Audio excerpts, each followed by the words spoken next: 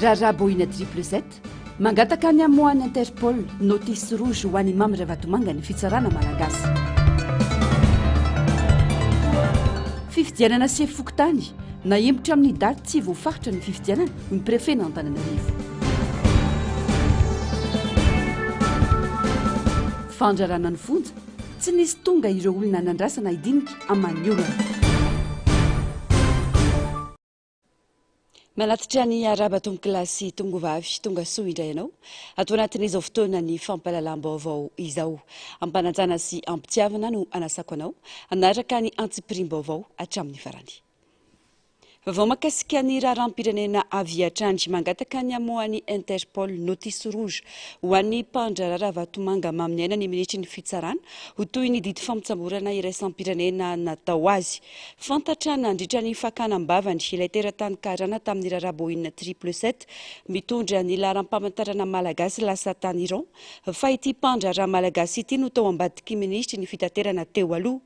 Volabe tapitrisany euro no niodina tao anatin'ny tirara ity ary fantatra fa ny kompania iraniana Maner no nandoa ireo vola rehetra ireo ary navantana tany amin'ny tale jeneraly ny ACM. Fanadidina.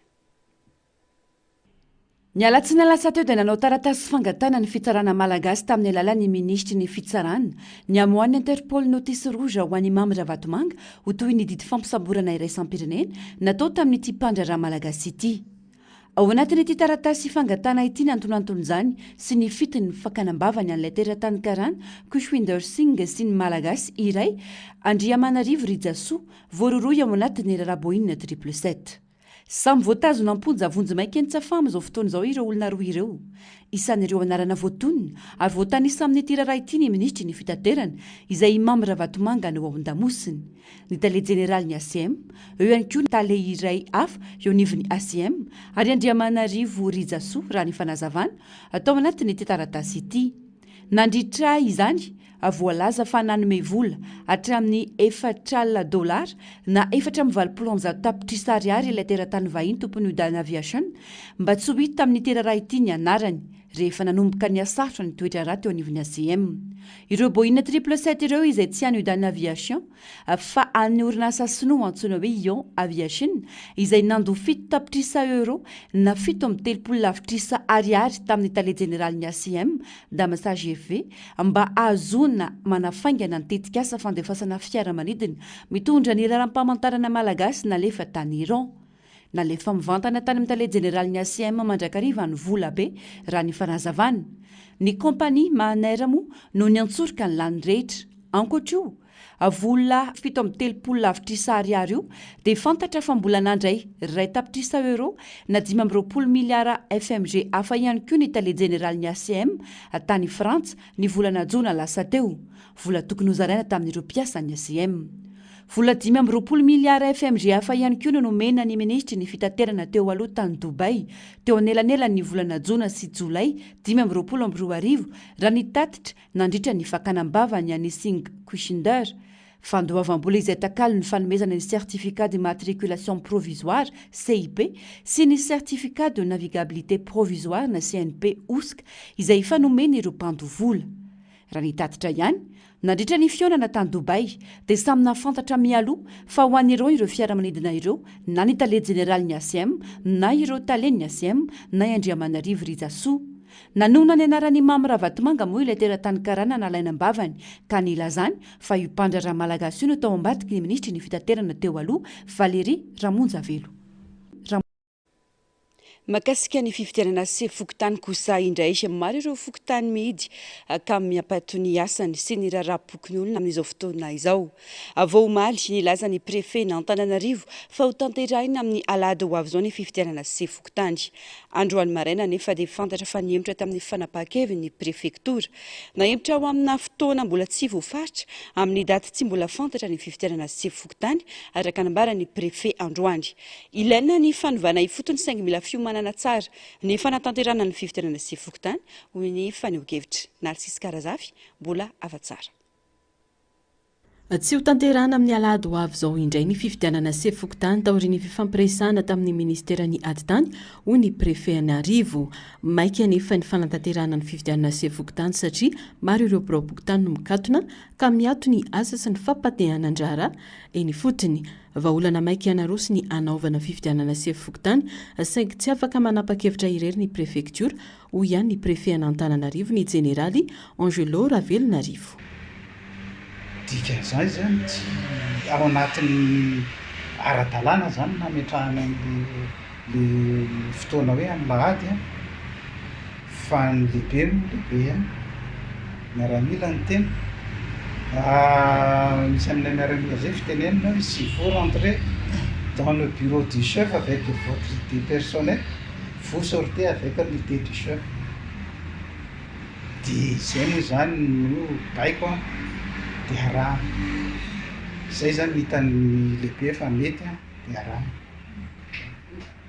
ka tsy le izy moa zany dia eritreretra ao anatin'ny fisavorovoroana le izy nefa zay ny sambanany avy zay zany eritreretra ity fotony malala hoe tsisy afa-tsy ny fifidianana ihany vahaolana korotana gauche à droite afaka mipetraka daholo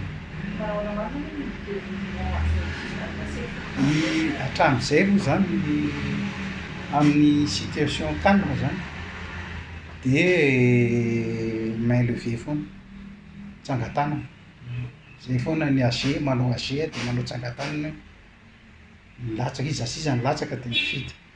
Ho an'ny fokotanin'Andranomena manokana nambaran'ny mponina ao an-toerana fa nanatanteraka fifidianan'izy ireo ary nesorina ny sefy fokotany izay napetraky ny volomboasary tokony atao matotra io kosa ny fanehoan-kevitra ny fanapakevitra raisina mahakasika ny fanatanterahana ny fifidianana satria efa tafiditra tanteraka ao anatin'ny raharaham-pirenena izany fifidianana sefy fokotany izany. Ny fahitako azy zany ohatran'ny teny aminay izao efa nahongan'ny olona zany le président fokotany eo fokotanina Andranomena dia ao anatin'izay efa nidinay le bureau fokotany dia amin'izao fotoana izao nefa menimena be daholo le olona amin'le resaka résidence dia zay zany teo fa mba faly ary hoe zay nefa nitady olona ho apetraka amin'le fokotany dia enina indray tamin'ny omaly hoe tseky préfet de police indray zany zay ohatran'ny hoe zay efa lany fidin'ny vahoaka teo fa hoe amin'ny lahady ny atao ny fifidianana dia ohatran'ny eritreretanay anazy zao hoe lahady ny fifidianana lasa zavatra mehana be le izy zavatra ohatran'ny hoe lasa ataoko totoa indray zany fa ianao zany rehefa hoe tena hanao zavatra dia tokony hanao zavatra tsara taiza mbola nisan'izany hoe hanao fifidianana anao dia tsangatana nga io baolina eny amin'ny fokotany raha baolina eny amin'ny fokotany ko hoe fidy président dia mety le hoe tsangatana fa tia raharaham-pirenena ny resaka fokotany zany io le hoe miainga avan'ny fotony dia raha ohatranay zao dia ohatran'ny hoe tian'ny préfet nga ohatran'ny le olona taloha ihany ny averinena fa le olona taloha fa tsy tian'ny vahoaka tsony dia raha mbola amin'ny lahady zany fifidianana mehana be zany io ohatran'ny hoe zavatra tsisy diky ana ohatran'le inty izy le fifidianana le mandeha ry hoe carnet fokotany indray nentina mifidy dia hanao zavatra ve anao dia hanao zavatra kitotohatra zany fa rehefa manao dia tokony tonga dia manao tsara zay zany ny Ny ministerany aditany araka izany no ametraka ny daty sy ny fanomanana rehetra saingy mbola tsy misy daty ofisialy hatreto ary no amafisy ny prefektura n'Antananarivo fa tsy maintsy isy io fifidianana sefy fokotany io.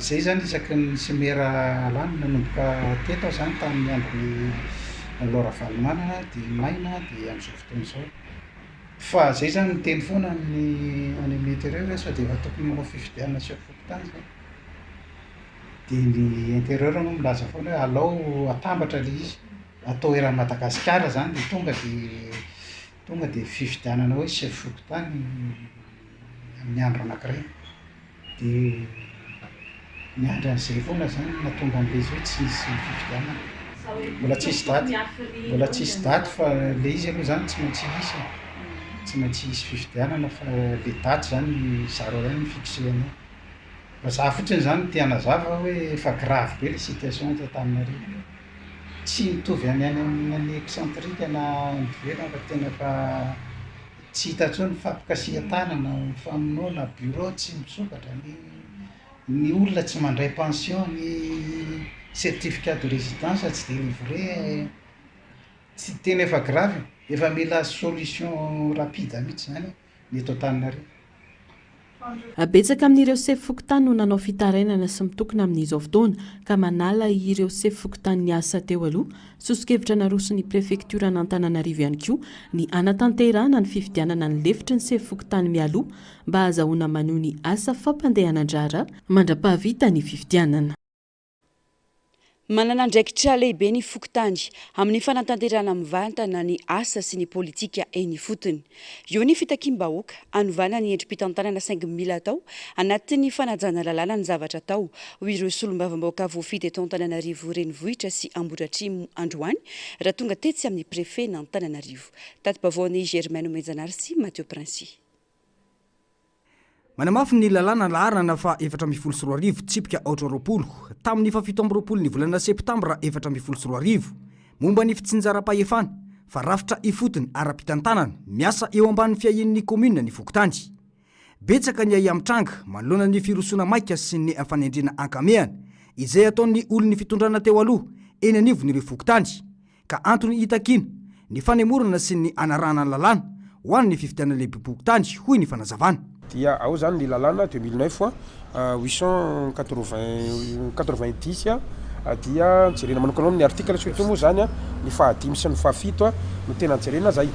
Ankoatran'izay dia izay solombavambahoaka izay avy amin'ny firaisakina sy ny tenanay moa zany dia anolotra ny atao hoe tolo-dalàna ihany koa ny anivon'ny antena miram-pirenena ny amin'ny irosona makany amin'ny fifidianana izay ho sefim-pokotany.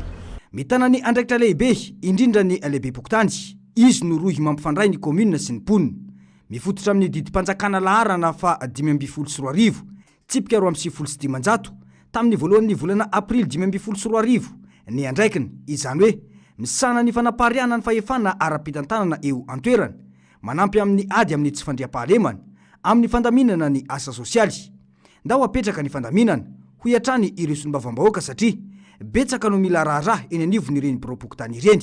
Zao no fangatahana amin'ireo leponina eny amin'ny fokotany eny hoe aleo ara hiasa aloha fa mifanaraha-maso no ataontsika akaiky tomorontsika atao andro-masom-pokon'olona satria zay ny tena nahasarotiny ny vahoaka teny fotony ilay fitakiana vola amin'ny tsiara-dalàna sy mihoapapana ataon'ilay filoha-pokotany lay tiako tenena hoe fanagejana na ny resaka vaovao sy ny rehetrarehetra sy ny fanaovana zay tiany natao zay mihitsy ny tena problema ny olona teny fotony na tonga ny olona hoe nandroaka ary nanenjika ary nanakatona sy nandrindrina mihitsy ara biro-pokotany ka fiangaviana aleo hisokatra ny biro-pokotany mandra-pandehanany raharaha dia miandry ny toromarika avy any amin'ny tompona ndraiky mpanjakana mahefa fa tsy maintsy misy ny fandaminana dia aleo aloha hisokatra ny fokotany zay no angatahako ny mandra-pandray fanapaha-kevitra vaovao zay raisiny fampiresahana solombavambahoaka eo amin'ireo tompona ndraiky tesasokajina tompona ndraiky mpanjakana fa misy antony rareo matolo napiatona an'izay fanapahana izay. Efa nisy taratasy manendry olona isana ny fokotany ho an'ny boriboritany fahenina amin'izao fotoana izao. Ny rosony izany noho ny olana miantraika amin'ny vahoaka ka nahatonga ny fikatonan'ny birao nandritra ny herinandro mahery izao hoy ny solombavambahoaka. Nisy zany ny komity ny olombe ny tanàna isa pokotany ny solotena ny fokon'olona rehetra zay nifidy dia nanao ika proposition taty amin'ny tenanay nakany amin'ny district nakany amin'ny préfet efa nommé somatsara efa notifié daholy ny raiky amin'ny telopolo fokotany ao aminatin'ny boriboritany fahenina dia efa sefy fokotany vaovao sy ny lefitra vaovao daholy zany no satria efa tsy akasitrany olona tsony ireo sefy fokotany ireo zay nanavakavaka tsy nijery mihitsy ny tombontsoan'ny vahoaka izy ireo dia efa amin'ny administration zany dia tokony nanao passation zany izy ireo manomboka androany. Ny fokotany zao efa herinandro mahery ny fokotany rehetra eny Ambohimanarina dia efa mikatona daholy satria efa tsy tian'ny olona hiasa tsony zany sefy fokotany sy ny mpiara-miasa amin'izany. Zao zany efa ara-dalàna efa nommé efa notifié avokoa zany ny fokotany rehetra eraka Ambohimanarina koa dia lalàna zany raha sanatria tsy hanao passation reo sefy fokotany reo dia lalàna no manery azy ary manasazy azy amin'izay tsy fanaovana ny passation zay. Raha ny fantatra dia tsy neto Antananarivo renivohitra irery ihany no voakasika ity fanapahan-kevitra amin'ny fanemorana ny fifidianana lehibe pokotany ity fa manerana any Madagasikara. Andrasana noho izany ny lalàna atolotry ny solombavambahoaka izay mbola hodinihina satria izay no antoka ahafahana iroso amin'ny fifidianana lehibe pokotany eto amintsika raha ny fanazavana. lafombavao afa kosa indray iniona sy ny fampidinika tamin'ireo solombavam-bahoaka teny amin'ny lapany Tsimbazaza androany ireo iraka avy amin'ny SADC izay notarindra Mato Marie Kachel fionany izay nangatany ireto iraka manokana ireto no niraram-pirenena ankehitriny nandray azy ireo noho izany folohany antenimiram-pirenena Randrena Soloniaiko sy teny niaraka tamin'ireo solombavam-bahoaka maro nanatrika ny fionana Germaine Menjanary Mathieu Prince Adrany. Tsy tonga anameloka ny Madagasikara ny SADC fa nangataka ny iona amin'ireo solombavam-bahoaka ireo iraka ijerena sy andiniana miaraka ny toetra raha ara-politika misy eto Madagasikara amin'izao fotoana izao. Tanjon'ny SADC ny anampy amin'ny fitadiavana vahaolana ahafahany Madagasikara mivoaka amin'ny krizy amin'ny alalan'ny fampiresahana sy ny fanakalozan-kevitra am-pilaminana. Sy ny kontraka nataony Union Africaine zay aloha dia fa zava-dehibe zay zavatra iray ary zavatra mipetraka mitady foana ny SADC tao anatin'ny fampiresahana io inona antenimiram-pirenena fifanakalozan-kevitra ampiralahiana no natao no tsy piany fa amin'ny fiafaran'ny iraka ny talata 20 oktobra ho avy izao dia hitondra soso-kevitra na rekomandation ho an'ny Madagasikara ny SADC. Tsy resaka fizarana seza no resakinay tao, tsy nisy resaka fiaraha-mitantana ny resaka tao. Ny resaka tao dia sotra mijery ny SADC zany hoe inona ny fomba azona anampiana antsika malagasy mba hivoana amin'izao krizy. Zay aloha ny zavatra mipetraka fa napetraky ny solombavam-bahoaka hoe ny famahana krizy kosa dia apetraka amin'ny isika samy malagasy. Zay le izy fa ry zareo no manampy eo anatin'izay. Noho ny fahateren'ny fotoana dia tsy afaka naneho hevitra avokoa ireo solombavam-bahoaka rehetra nandray anjara tamin'ny tafa.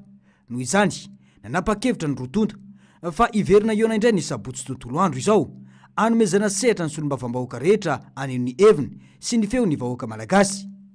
Saivina nefa fa ny hetsika politika teto Madagasikara dia tsy teto Antananarivo irery ihany fa nanerana ny Madagasikara.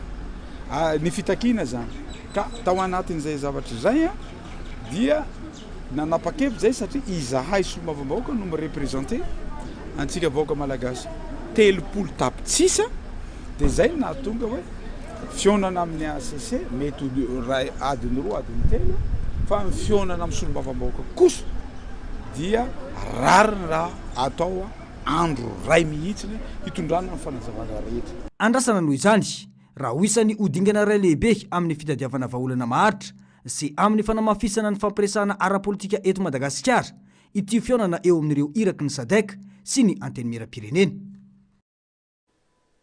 Araka izany iverina iresaka amin'ireo solombavam-bahoaka ireo delegation'ny SADC tonga eto amintsika ny sabotsy ho avy izao nanamafy ny solombavam-bahoaka izay voafity tao atany fotsiny Arson Rafidimanana fa zava-dehibe ny fifampidiniana sy ny fanaovana fanadihadiana vao mandray fanapahan-kevitra tsy nivoaka ny lalam-panorenana ny tolona izay natao teto ka tsy tokony nisy fanahina ho toy ny fanasaziana iraisam-pirenena hoy ny fanazavana teo amin'ny rindran-tsarin'ny Mathieu Prince.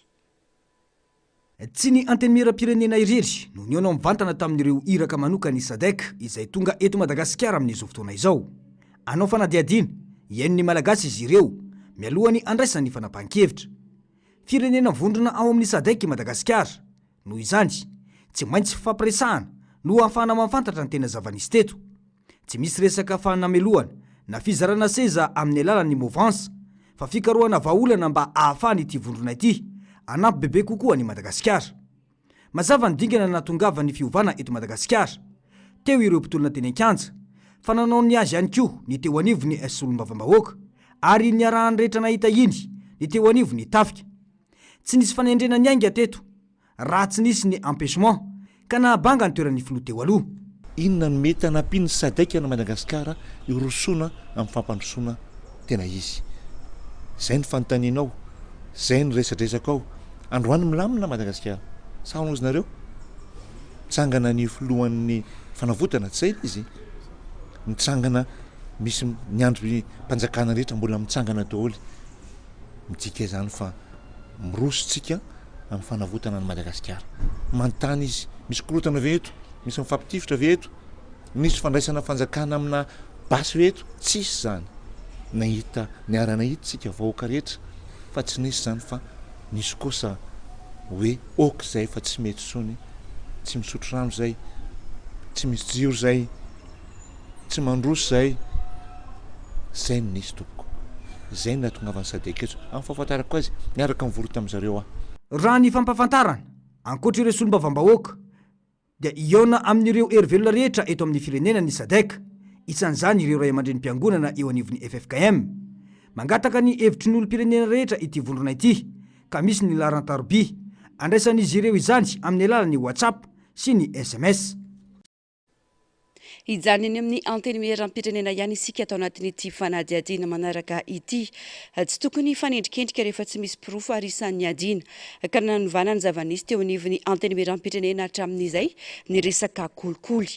Tsy misy ary tsy isy raha amin'izao fotantanan'izao ny fanambazana volan'ny solombavam-bahoaka, fijerenan'ny mahasoa ny vahoaka ny mahatara, ny firosoana amin'ny fifidianan'ireo birao maritra ho ireo solombavam-bahoaka. Germaine Mejanary, Mathieu Prince hatrany. Tsy tratra tao anatin'ny fivoriana tsy ara-potoana ny fametrahana ny biromaharitry ny anteny miheram-pirenena. Tsy politika fa hoany tahaka ny fitondrana teo aloha no misy amin'izao ary tahaka izany ihany koa ny androm-panjakana mpanao lalàna. Betsaka ireo zavatra mila ovaina sy ifandaminana satria fanovana miainga amin'ny fitakim-bahoaka teny an-kanja no atao hoy ireo solombavam-bahoaka. Nefa zatra tamin'ny nataony teo aloha no mbola milaza ankehitriny fa misy resa-bola mandeha eny anivon'ny anteny miheram-pirenena hoy hatrany ny fanazavana. Izy tsy dia tena hoe olana fa misy fandaminana mandeha mbola mifandinika tsara alohan'ny ametrahana an'izany rehetrarehetra zany. Alao aloha atao tsara ampitoniana le izy fa tsy hoe maikamaika be koa tsika tsy andehanao fomba ny teo aloha hoe tsy maintsy teny midina dia izay no tanterahana. Raha za manokana aloha mbola tsy nahita an'izany resaka vola mihodina zany ary izay fomba izay mihitsy angeny elantsika amin'izao fotoana fanovana izao oka izay manana eritreritra an'izany mba hanajanona an'izany satria izay koa mbola namerenako hoe mbola andala ampandiniantsika mba handehana ny zavatra tena amin'ny madio tsara sy teny erana. Amafisina fa mirahina tanteraka ny solombavam-bahoaka ary samy mijery ny fomba entina ampandrosoana ny distrika misy azy avy.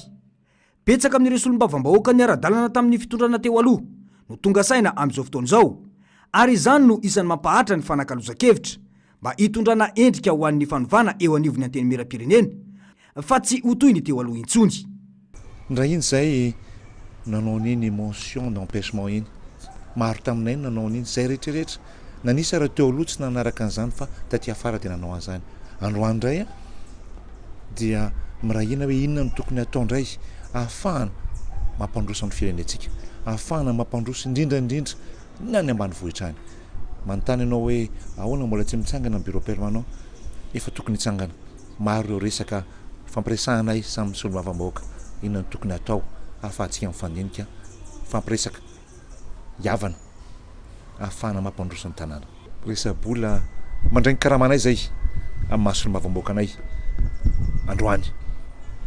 Avoagnana tsy tapaka mihitsy io karamanay io, indraindray mety tara tsy lasa loha mihitsy ny asa mafy ny questionanay tamin'izany. Androany resa-bola hitatsika amin'ny tambazotra, hitatsika amin'ireny serasera madinika ireny. Tsy misy an'izany hatreto tompoko, tsy misy izany ary tsy ho hisy mihitsy. Raha ny fanomezam-baovao dia izao hariva izao no iroso amin'ny fifidianana izay mpikambana eo anivon'ny bino maharitra ny eo anivon'ny anteny miheram-pirenena. Dia tsy ankilan'izany androany dia namoaka fampahafantarana ny avy amin'ny vondrona parlementaire Irmar fa milaza azy mbola izy ireo no maro anisa eo anivon'ny anteny miheram-pirenena. Hatreto mantsy dia mbola tsy naray taratasy sy fialan'ireo député tsy ho mpikambana eo anivon'ny Irmar ny vondrona no tsy pian'ity vondrona ity fa 900 ireo solombavam-bahoaka Irmar raha raika amin'ny 20 ny anivy raisan-kina. Tsy nanolotra prime ministre ankehitriny ity vondrona ity raha ny fampahafantarana. Andrasana arak'izany ny fivoaram-baovao. Mahakasika ny raharam-pirenena izay miantso ny malagasy rehetra hiavana sy famela manoloana ny toetra rasarotra lalovan'ny firenena amin'izao fotoana izao ny mpandinika ny fiarahamonina Gérard Ramamampiona. Ilaina ny saina tony sy ny firaisan-kina manoloana ny zava-misy olona tia tandrazana sy tsy tia erisetra no tokony apetraka ho minisitra. Profo mazava ho izy fa mbola tsy milamina ny firenena manoloana ny fivoahan'ireo gadra marobe ka tokony fantoka amin'ny fandriampahalemana sy ny fanarenana Madagasikara ny fitondrana sy ireo malagasy rehetra. Narcisse Karazafy mbola afa-tsara no tatitra ny antsim-pirim-baovao. Manoloana ny zavatsarotra iainan'ny firenena amin'izao fotoana dia ilaina ny saina tony sy ny fahaizana mandanjalanja eo amin'ny malagasy rehetra hoy Gérard Ramamampiona mpandinika fiarahamonina. Alavirina ny fisaratsarahana fa ny fiombonana sy ny finiavana ny fanarenana ny firenena no imasoana. Ilaina ny fifanankalozan-kevitra sy ny hevitry ny olona maro ka noho izany tsy maintsy mitandrina amin'ny fanapahan-kevitra raisina ny tsirairay. Sarotra ny atongavana marimaritra iraisana rehefa samy manana ny heviny rehetra saingy tsy maintsy katsahina hatrany ny maha-malagasy iray ho hiatrany ny fanazavana. Fiovana zany eo ka manoloana ny zavatra salan'izao dia tena ilaina aloha tsy aloha lasa hirahira le hoe fitoniana fa mila tony tsara ara-tsaina mihitsy aloha mandinika tsara zavatra rehetra na ny vahoaka na ny olona nipetraka eo amin'ny toerana. Zay zany aloha tena mila tony, tsy hoe mamaika tsy mila kirotarotana zany koa zany. Dia zay zany tena zava-dehibe hoe mila zay le fahatoniana zay mihitsy hoentina hoe mandamina. Ary mila ny hevitry maro n'izao zavatra misy zao, mila hevitry maro. Fa ny tena zava-doza amin'izao fotoana le hevitry maro zay ohatrany tsy mety ho azo. Fa samy manana ny fandroitany satria fa samy manana kajikajy manko. Dia le tambajotra sosialy manko efa eo. Dia zay mijoro ao zay ny tena ataoko hoe misy heriny tsara io ahafahana manangana io, fa ahafahana manongana io, ahafahana mandravy io, fa ahafahana mandravaka io. Zay le izy ka vokatra zay zavatra dia misafotofoto ny olona eo le tsy fifampatokisana zay ny resaka zany hoe iza maro ty olo ty, iza maro zavatra ka zay le fitandremana zay tena zava-dehibe eo antsika malagasy hoe mila mitandrina tsara tsika. Mila fifamelana sy fibaboana amin'ny adisoana nataon'ny malagasy satria tsy ahita fiadanana ny firenena raha mbola misy fovato sy fankahalana hoy ny fanamafisana. Akoatra izay, nisy ireo nivoaka ny fonja, nisy ny ho ampidirina, misy ny mitsoaka ny velany ary misy kosa ny miverina. Izany rehetra izany dia maneho fa tsy milamina ny firenena ho hiatrany nambarany. Mitady fiadanana tsika fa tsy ny fiadanana tsy resaka ara-bolana materialy fotsiny ihany fa resaka fahendrena, resaka fifamelana, resaka tena hoe fibaboana marina ihany koa dia mamerina ny zavatra nataonao hoe tilina laiko dia mba averiko efatreno ozy any amin'ny teny soratra masina any zavatra ohatr' izany zany miteraka filaminana ho any rehetra zany hoe io fa tena mibebaka tokoa zany fa tsy resaka teny fotsiny ary io kokoa tsy hoe fifanenjehana hoe tsy mambela tsisy fiadanana ao anaty fovato zany. Zay ny tiako tenenina zany, zay ny tenenina hoe raha resaka vola sy tombontsoa ka le kajikajy zay ny tena manahirana eto amin'ny tany sofirena hoe samy miezaka amin'ny kajy maka ny toerany dia lasa vao mainka mifandrivotra mifanaratsy dia lasa tsy azo loatra fa lasa firenena mivoaka miditra Madagasikara zany fahitako azy. Misy mivoaka mifonja dia misy indray zany hiditra mifonja raha izao zavatra no hita. Dia misy mivoaka amin'ny Madagasikara dia misy indray miditra amin'ny Madagasikara. Dia zavatra ohatr' izany foana roviana ny zanaky ty firenena ity vao tena ho iray. Zay ny tena hoe roviana raha mbola izao ny toe-posy toe-tsaina hoentsika mitondra ka tsisy fandrosoana vanina mihitsy raha tsy mbola mipetraka ao anatin'izany toe-tsaina hoe tena malagasika ka fitiava-tanindrazana vao marina tsara. Manoloana ny fananganana gouvernemanta vaovao ny lazy Gérard Ramamampiona fa tokony hojerena manokana izay olona apetraka eo amin'ny toeran'ny minisitra tsy tokony olona mitovy amin'ireo teo aloha intsony. Hita mantsy fa maro amin'ireo olona teo aloha no miezaka miverina manao adisisika, mila olona tia tandrazana, vonina nova ary tsy tia herisetra. Mila mifanampy ny mpanao politika sy ny teknisiana amin'ny fitantanana ny firenena mba ahafahana manarina ny rafitra sy mamerina ny fitokisany vahoaka. Fa le toe-tsaina mihitsy zany tena tiako hoe manana tena mitsotra be ndresao hoe tena olona tena tia tandrazana. Raha vao mbola olona mikajy ny tombotsoana manokana fa tsy mijery an'izao fahorim-bahoaka izao. Raha olona mbola hoe maika aka fahefana dia ilanjalanja aloha ihany mila mitandrina be tsika. Jereo tsara fa zay mahazo fahefana zany zao dia efa lasa hamerina ny fomba ny teo aloha ihany, misy niavany olona tonga dia efa anaindray izao. Zany zavatra zany ny olona tia mahiray malagasy, tena tia tandrazana, tena tia mahiray malagasy ary vonina anompo mahalala tsara ny tena fahoriana sy ny zavatra maika eto amin'ny tantany sy firenena ity. Zany no ilaina ary olona tsy tia fisaraham-bazana, tsy tia herisetra. Sarotra moa ny teny hoe olona tsy tia amin'ity mangorombola sy tia fahefana loatra ity za io na teknisiana na mpanao politika za ara fantatro ny hoe io a tsy maintsy toeran'olona mpanao politika raha ny tena izy olona mirotsaka miaraka amin'ny olona malala tsara ny tena fiaina olona mirotsaka sy ny karazana fa raha mbola olona hoe ampaneno klaxon nametraka zero fara sy aneran-tanàna ihany a efa be zay vitseka tandremony azony aretiny sara amin'izay tsy milamina ny firenena porofon'izany ny fivoahan'ireo voafonja maromaro nandritra ny savorovoro raha tsy voafehy toejavatra io dia mety hiteraka olana vaovao eny anivon'ny fiarahamonina indray ina ahoana tena lalàna tena mba hoe ho fanarenana tokoa io fa samy maikala sy olona hoe tena tokony fonja koa hoe lasa any samba ho any dia nitady any sady ny olona marina hitavozavoza tsy manam-bola ny lasa any amponja koa dia efa mba mahita hika dia voaka sa ny olona manam-bola no afaka mivoaka zany rehetrarehetra zany hoe fametrahana ndrana ataotsy hoe rafitra ataotsy hoe sehatra raha sampandraha reny araka ny tena tokony io izy dia mba mila zay le firaisan-tsaina firaisan-doha am'izay tompony andraikitra rehetra rafitra na sehatra maro fa mety afana ty amin'ny fitsarana dia afana re amin'ny mpandrarana fotsiny dia samy manao zay ataony eo a dina moa zany fa tsy kaboraraka ny firenentsika zany tika zany ka eo anivon'ny fiarahamonina zany a mety misy ny olona zao zay tena tompon'le olona hoe navoaka efa mety faly tafavoaka ohatra hoe tafavoaka dadanay dia faly dia ho averina indray dia alahelo misy fitaintainana fa ny olona koa matao ahoana zany olona tsy tokony mivoaka dia fitaintainana afaka samy manany fitaintainana eo anivon'ny fiarahamonina zao a hiverina indray hoe zany dadanay zao hoe ahoana ty olona voafonja mandeha ty zao dia lasa fifampiahahina tahotra sy ny kazany a zay le hoe fanjakana mila mitondra ao anaty fahamatorana mba hilaminany ny vahoaka ray aman-dreny miantso ny malagasy rehetra ity mpandinika fiarahamonina ity mba hiverina amin'ny firaisan-kina ny fihavanana ary ny fitiavan-tandrazana marina satria tsy fotoana ny fisaratsarahana izao fa fotoana ny fanarenana sy fanasitranana ny firenena Ufamana ny olana eo anivon'ny fandrarana ny fonja dia ny karakara fionana ny arana tamin'ny polisy pirenena sy ny fampanoavana ny syndikan'ireo mpandrarana fonja tsy nisy tonga nefa ireo tompon'andraikitra nandrasana ny famalina ny fitakian'ny mpandrarana fonja irery ihany no vahaolana hoy ny syndika profo mazava nefa fa tsy firarahina ntolona ataon'izy ireo ny tsy fahatongavana ireo tompon'andraikitra nantsoina ifampiresaka Narcisse Karazafy mbola afa-tsara. Tsy nisy tonga na avy amin'ny polisy pirenena na ny avy amin'ny fampanoavana na ireo tompon'andraikitra eo anivon'ny foibe ny fandrarana ny fonja tamin'ny fampiantsoana fifampidiniana andaminana ny krizy eo anivon'ny fandrarana ny fonja hatramin'ny ora nandraisan'ny mpandrarana ny fonja ny mpanao gazety tamin'ny 1:20 atoandro dia tsy nisy tonga ireo olona nandrasana tokony nandray anjara tamin'ny hodinik'io. Tsy izahay nangataka iona amin'ireo olona ireo fa ireo nangataka iona fa izahay araka andresany ambenimbeny misokatra amin'ny vondroke rehetrarehetra ho famanana olona anay. Raha ny tena marina ireo olona tsy dia hoe olo avovahan'ny olona anay mihitsy. Fanjakana maefa ihany no avovahan'ny olona anay fa noho zareo nangataka fionana ifandamina dia vonona izahay fa indrisy zareo tsy tonga.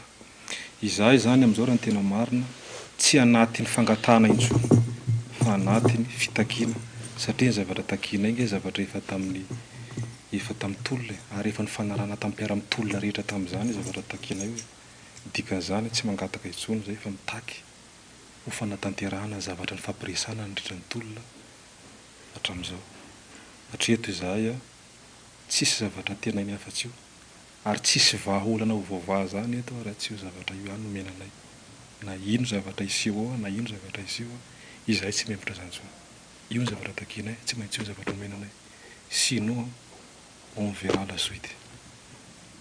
Milaza ho vonina trany amalin'ny antso sy ara-idinika amin'ny manam-pahefana ireo mpandrarana fonja raha ny fanazavan'izy ireo saingy ny tsy fahatongavan'ireo olona ny andrasana ara-idinika androany dia adikan'izy ireo tsy firarahina ny tolona ataon'ny mpandrarana fonja la dia eo aza ny fitokonana ataon'ny mpandrarana fonja dia mitohatra ny tsindry miatra amin'izy ireo araka ny nambandra ny syndika hatrany.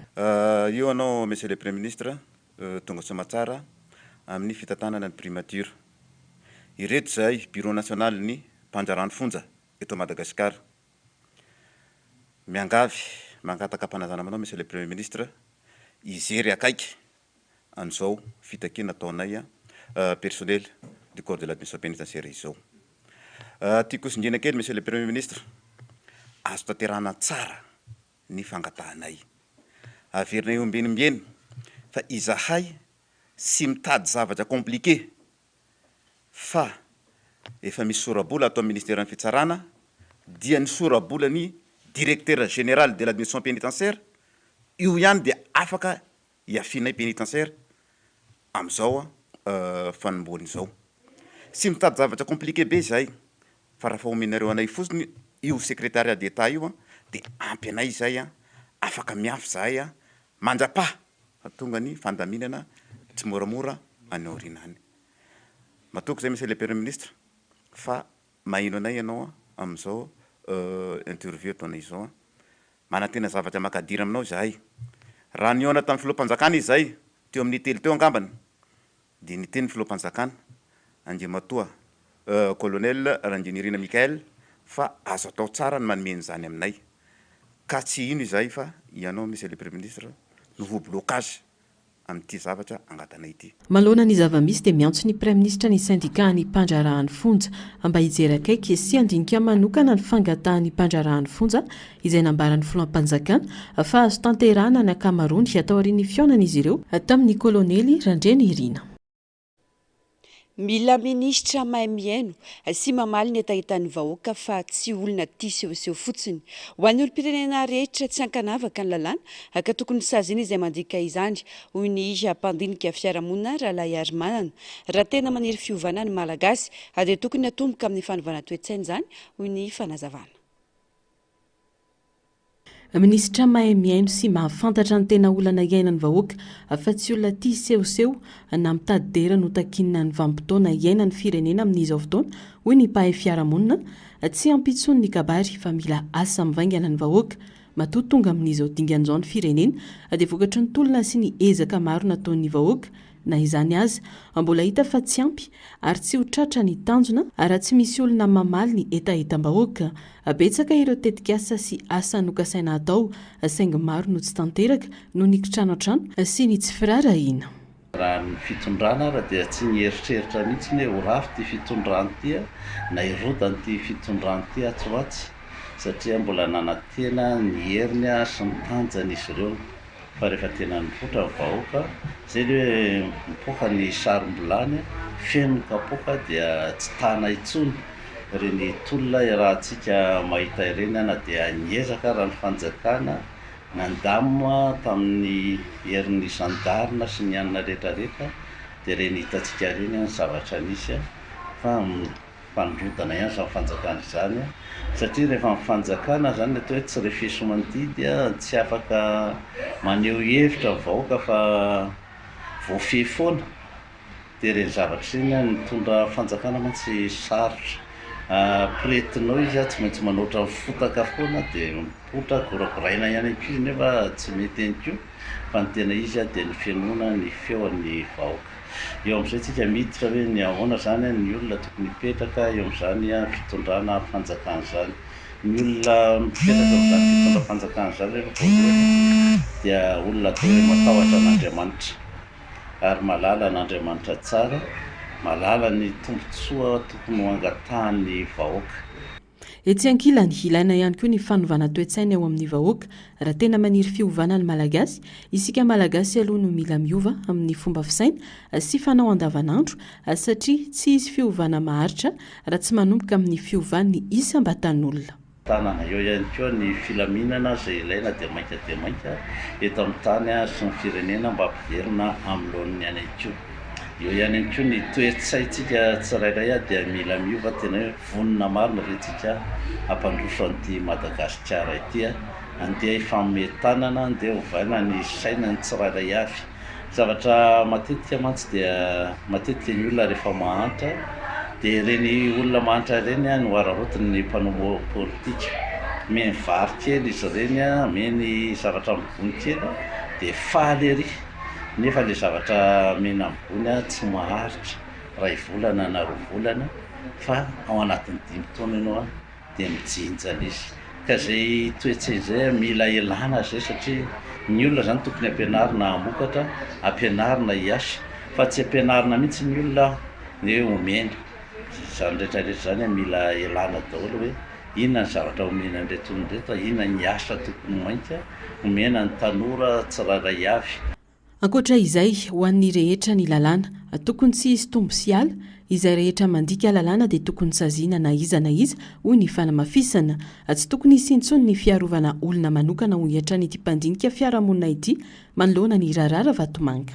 Sy eto Madagasikara ny lalàna dia natao an'ny olona rehetrarehetra na iza na ho an'ny mpitondra zany na ho an'ny vahoaka madinika ka zay rehetra tsy manaraka ny lalàna dia tokony hiarany sazy avokoa ary zay no mahatonga an'ity gouvernement ity hoe sarotiny ny tanorany koa dia sarotiny satria ny olona anankiray mantsy rehefa manam-bola dia mafia ny rehetrarehetra ary eo mbola tena hidiavantsika amin'ny kolikoly lalina amin'izao fotoana izao ahoana marina ity kolikoly eto Madagasikara ity fa rehefa tena mandinika an'io tsika dia matetika dia voafehy amin'ny vola ny zavatra rehetrarehetra zay hitantsika tamin'ireny fifidianana ireny hoe hita fa tsy mitombona azo raisina fa tsy mitombona reny rehetrarehetra ireny dia mampiahiahy ary hitantsika ihany koa amin'ireny teny sy fonana ireny ankehitriny be da be no mifona ankehitriny andeha hiara hiasa andeha hiaraka anao an'izao reny zavatra ireny dia mitosahady fa miahiahy matahotra ny olona zay teo amin'ny fitondrana teo aloha ka zany rehetrarehetra zany dia apetrakitsika eo ampelantanan'ny fitsarana mahefa zavatra rehetrarehetra ary tena hikaroka marina ny rariny sy ny hitsiny eo amin'izany zavatra tsy nety teo amin'ny tany sy ny firenena. Ilaina ny fametrahana amin'ny fitsarana mahefa ireo rehetra nandika lalàna hoy ny fanamafisana raha tena fanjakana tandalàna no tadiavina dia ny rariny sy ny hintsiny no tokony hampanjakaina. Vaovao avy any Antsiranana kosa indray tafaverina an-tanindrazana ary tonga tao Antsiranana androany ben'ny tanàna Antsiranana Javotsara Jean-Luc Désiré noho ny antso izay niatra taminy no antony tsy maintsy ny afenany ranotsahivana isan'ireo nahazo famitsoran-keloka farany teo ny tenany ary izao navelan'ny fitsarana ny andraikitra ny maha ben'ny tanàna zao tao ireny fankakevitra nataony teo amin'ny fitsarana fanadadiana. Ankafaliana no nandraisan'ny mponina Antsiranana ny ben'ny tanàna Javotsara Jean-Luc Désiré io atoandro rehefa avy niafina nandritra ny fotoana naharitra no ny antso izay niatra taminy. Tao anaty fihetsem-po tanteraka ny tenany rehefa nigadona teny amin'ny isarana mpiara-medina Arasara tao Antsiranana taorian'ny angany avy any La Réunion.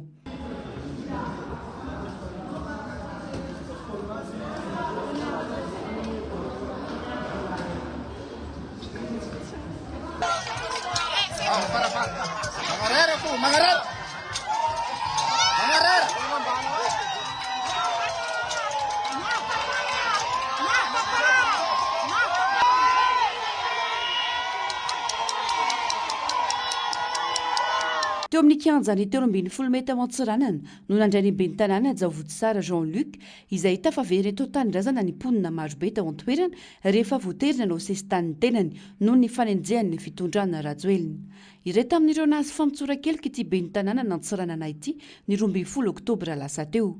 Nisaotra ireo tanora sy mpianatra ary vahoaka mpitolona ny ben'ny tanàna ary natsiaro manokana ireo zanaka lafy tamin'ny hetsika tao Antsiranana sy manerana ny nosy. Eto 13 Mai zegny eto plasy ny fitolomana ny tolo anareo zandry ny tolo Antsiranana ka izy io ny valiny atsika hagnano fanginana hely ny minity ho an'ny rahalatsika anadatsika zandritsika zomotsika Rivaldo Tahely Tao. Une minute de silence raiky fo atsika.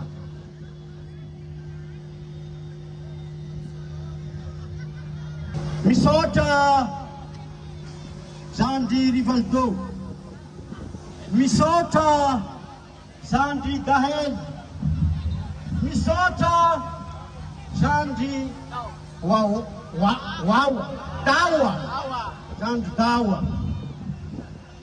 Lavo anareo fa tsy resy. Lavo anareo fa nandresy. Fa nitolo tselika vite ho anareo edy ampigana meranay e indreto zao miala tsy sako ny volana izy saka miala ko silosy tsy sako tsy sako ny volana izy loso izy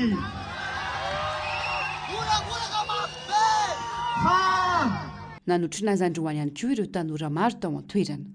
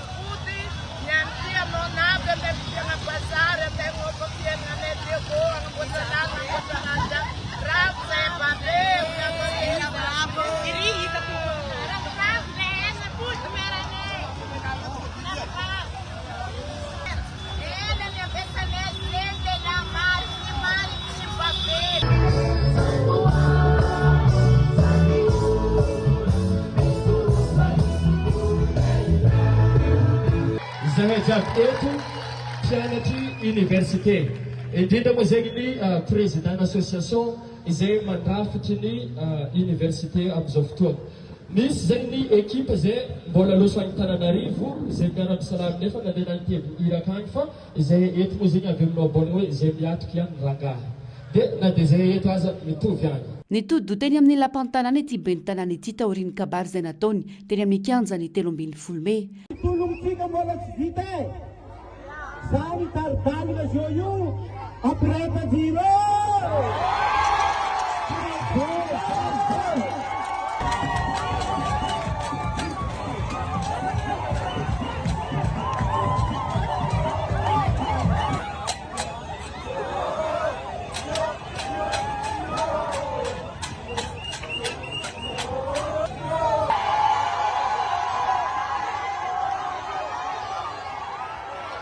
Ratsaivina lanoben'ny tanàna nantsiranana voalohany tamin'ny salanisa 570 faingo raika amby 7 isanjato ijavoto tsara Jean-Luc na dia tsy afaka nanao fampielezan-kevitra azy no nanamelohan'ny paka Antananarivo azy higadra 5 taona sazy miatra an-trano maizina sy mandolamando 20 tapitrisa ariary ny 13 septambra 2022 lasa teo.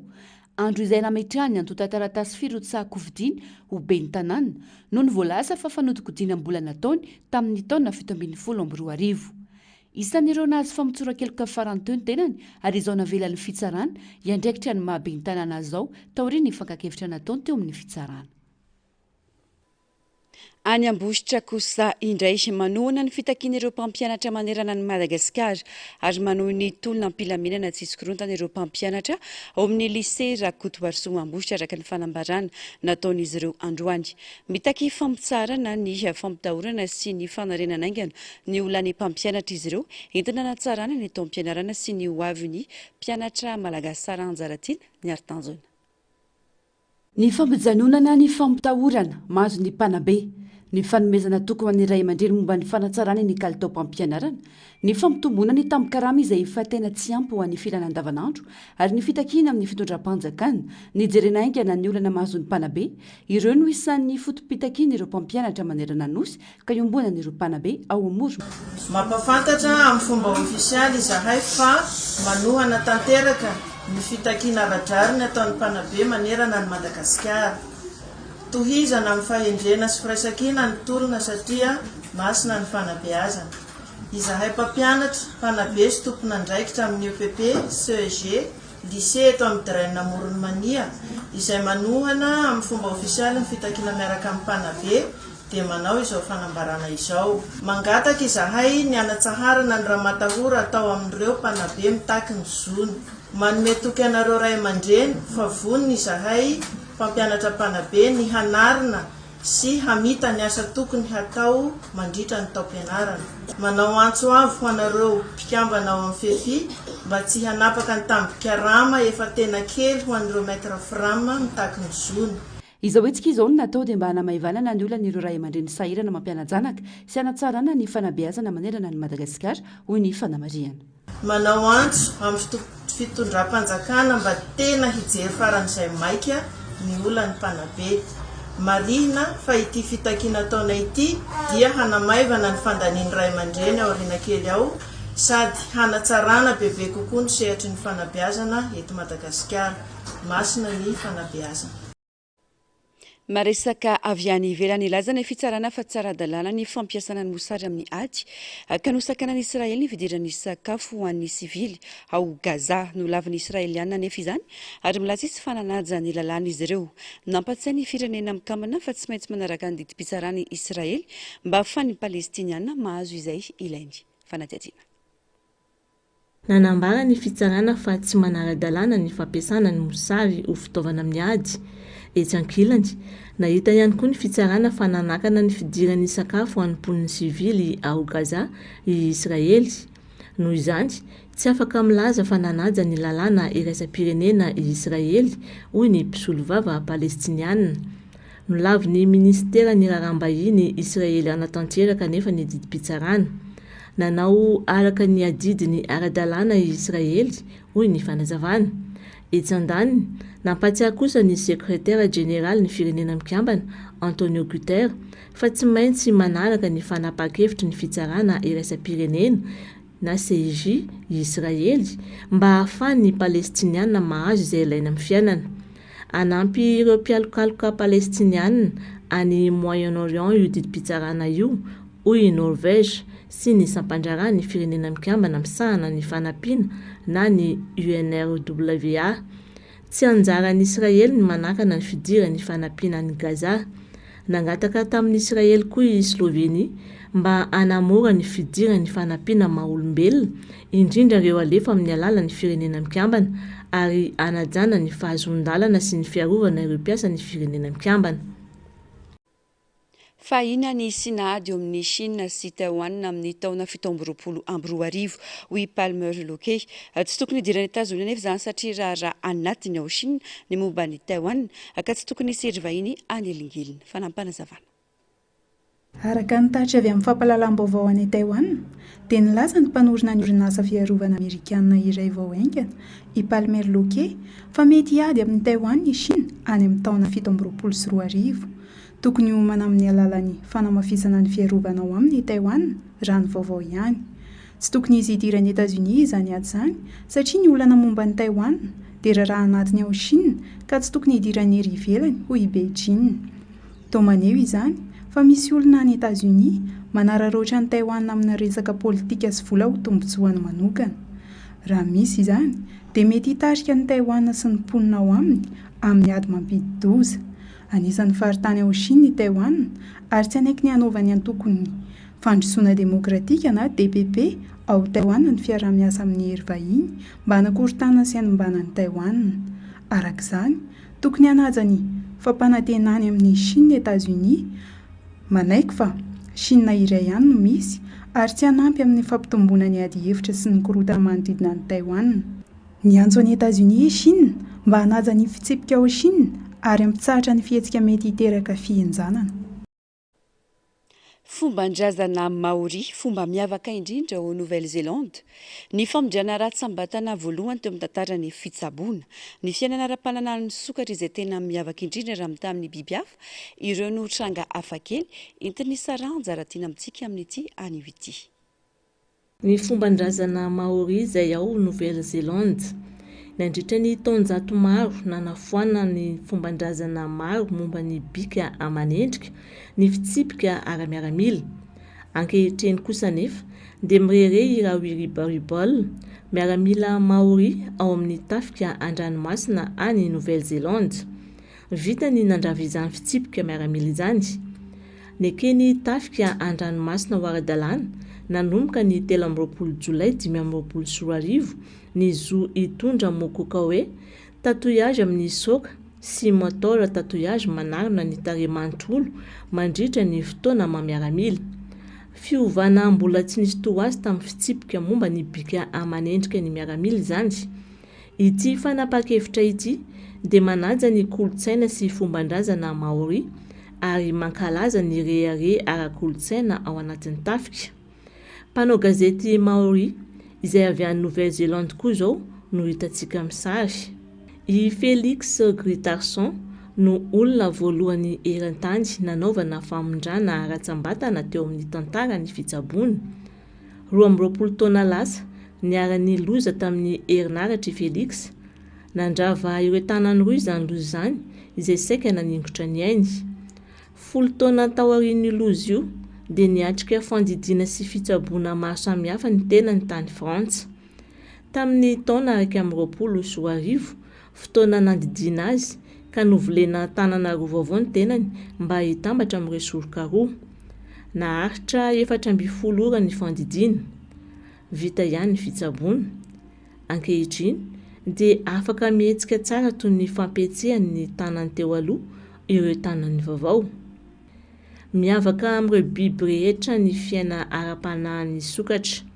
Mahavita manao firaisana mandritra ny adiny 9 tsy ankianto ny sokatra ary mandritra io fotoana io dia minainaina eno hatrany amin'ny kilometatra ny sokatra vavy izay mahavita miray amin'ny sokatra lahy 3 misesy. Izany hoe mahavita miray mandritra ny adiny 20 tsy mianto ny sokatra vavy. Ny tena mampiavaka ny sokatra vavy dia afaka mitahiry ny tsirinainan'ny sokatra lahy ao amin'ny fitoerana todiny hatramin'ny 7 taona. Ny sokatra vavy no mijery izay fotoana mety anatodizany avy eo, miandry izay fotoana mety aminy na amin'ny lafiny toetrandro na ny fahasalamany ny toerana anatodizany. Ny sokatra vavy ihany koa no misafidy izay tsirinaina mety aminy ary izay mahery no matetika safidiana no fitsinjovany ny taranany. Voatahiry mitokatokana tsara ireo tsirinaina ireo.